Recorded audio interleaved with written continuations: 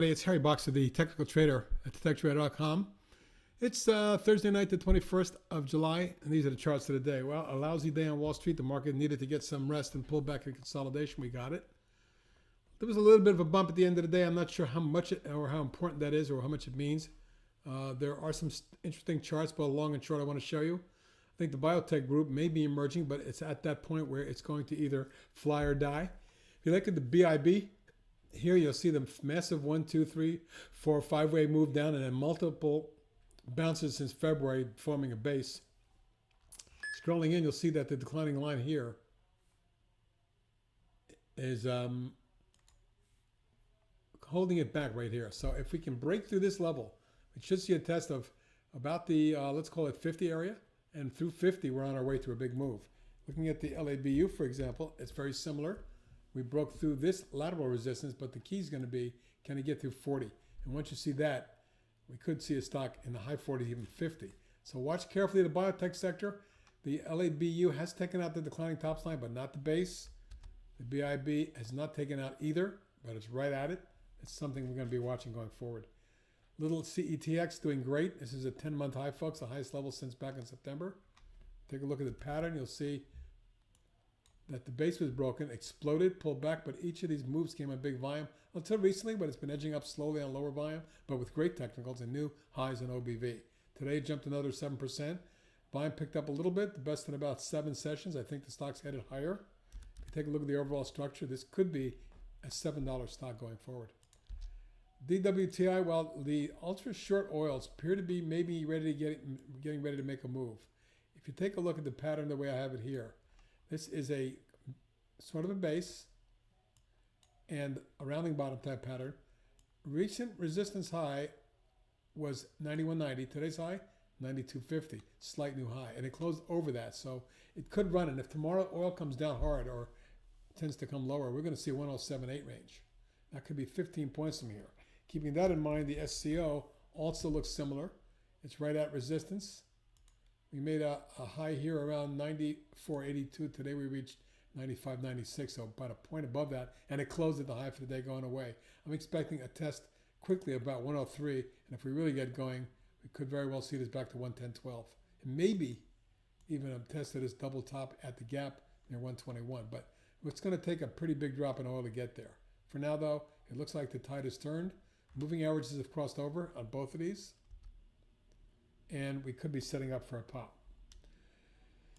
eBay had a significant day today. Looking back at the overall chart pattern, you'll see it's been basing for a long while, but it's actually been in a nice uptrend since the 09 lows. And today it popped dramatically on a strong report, up 294, 11%. It only traded 45 million shares. That's the biggest up day of volume I've ever seen in a stock, going all the way back to, let's see, the date, September 30th, 2014, 2 years ago. I'm looking for an extension to get us to 32 short term. FCX, some of the metal stocks and gold stocks are acting better for sure. FCX popped 57 cents or 4.6%. Volume 34.5 million, 34.25 million. The key is going to be to keep an eye on FCX resistance at 13.25 and then at 14. Those are your two levels to overcome that resistance zone. The next target is 16.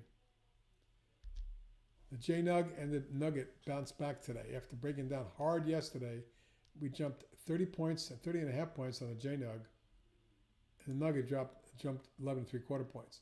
But we're not out of woods yet. We need to see if we're going to be able to get back above 150 or 146 area, I should say, on the Nugget. We get through that, we could extend.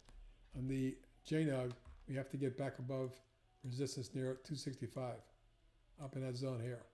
So we'll have to just see, first of all, if the gap can get filled.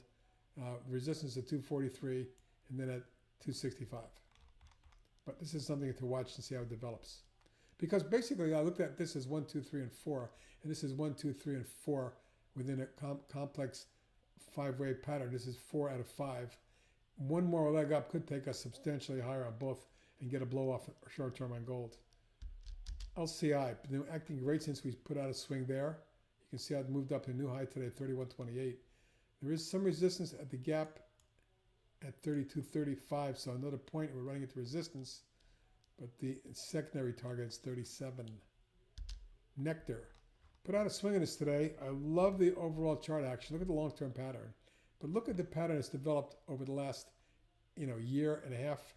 And with the double top up there and then with a small double top here near 1645, I expect the test takes that out, runs up to near 18, 1790 or thereabout. And then we're headed to 22 and 28.9. Those are my targets. Silver as well as gold is really intriguing in here. Look at silver Wheaton. 1, 2, 3, 4 and 1, 2, 3, 4. I expect we get one more punch to maybe 28.9 zone on silver Wheaton. That's going to test highs up in that zone going back 3 years. But I'm not sure this is done yet. It looks pretty bullish. To keep that in mind, the USLV, which is the ETF for silver, had a big snapback today. But keep your stops under 23.5 free quarters. And your target and resistance is around 28, and then we're looking at 31. And finally, Zencor, it was up 40 cents or 2%. Not a lot of volume, but it increased over what it had been trading. It just looks to me like this base breakout and flag is a setup for more upside, 22 and 25. Let's take a quick switch over to the box of shorts area and take a look at a few of those. Athena Health finally got whacked. Now, it doesn't look like it because it closed at 137.20, but after hours, down a whopping 15 points, or 16 points actually, and closed trading at 121 and a quarter, down about $16. It looks to me like if that gets hammered tomorrow, we could see that down in the 112.15 range. Cray Computing, 1-2 rising wedge, got hammered to support and bounced, but I think resistance here is going to overcome it, and we're headed down towards the low 20s. MIK, a new short, dropped 82 cents or 3% today, and looks like maybe headed for a test of 25.50. Takes that out, looking for 24, 22, 20, etc. Royal Caribbean up a little bit today, but still within the confines of a rising flag and in the confines of a declining channel, below resistance at the gap and the moving average here. So you can keep a stop on this one above 74.5, but if it rolls over here, this thing could be back in the mid-60s. Red Robin Gourmet down a little today, 44 cents, but the overall structure looks very bearish, and I think we're headed lower to the 40-42 zone. Signat Jewelers may have completed its rising wedge and looks like it's pulling back here down 209 today. First test is 78, second target 70. Sketches got whacked after hours, dropping from 32 down to 27 and a quarter and closing there, right in that support zone. We get any lower than that, this is done. Take a look at the multi-month base going back 8 or 9 months. If we break this to the downside, we can see this in the low 20s. Stamps.com off a little bit, about 1%, forming what looks like to me a bear wedge right there. And if this thing gets hammered from here, we are going to see this down in the $60 range or less. Lastly, Zebra, perfect bear flag underway. Stock has dropped dramatically from 125 into the high 40s, and yet it's forming another bear flag. It appears it may be ready to even go lower, and I wouldn't be shocked to see this at 40 or less. That's it for tonight, everybody. Have a good evening.